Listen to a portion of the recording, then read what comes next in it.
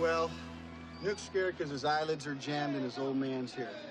We need a live, was it a live rooster? We need a live rooster to take the curse off Jose's glove, and nobody seems to know what to get Millie or Jimmy for their wedding present. Okay, well, candlesticks always make a nice gift, and maybe you can find out where she's registered, maybe a place setting or maybe a silverware pattern. Okay, let's get to. Let's go.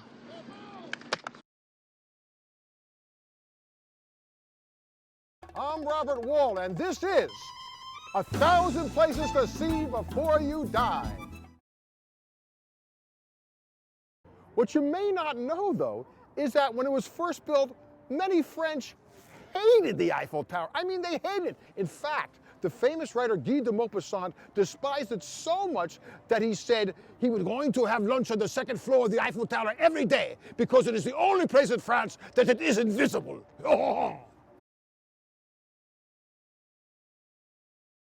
250 million. That's the same number as bad Nicolas Cage movies. I mean, think about it. 8mm, The Wicker Man, Bangkok Dangerous, Snake Eyes. Snake Eyes! You ever see Snake Eyes? That movie was so bad, I was surprised I wasn't in it. I know a lot of Americans say, well, you're the French. If it wasn't for us, they'd all be speaking German. Well, keep in mind, if it wasn't for the French, we'd all be eating British food. A woman once came up to Franklin at a party, patted his stomach and said, Dr. Franklin, if this were on a woman, we'd know what to think. Without missing a beat, Franklin said, Madam, an hour ago, it was on a woman. Now what do you think?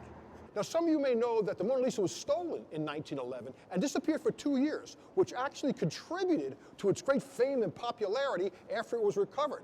But what you may not know is that one of the suspects was actually none other than Pablo Picasso, the great artist.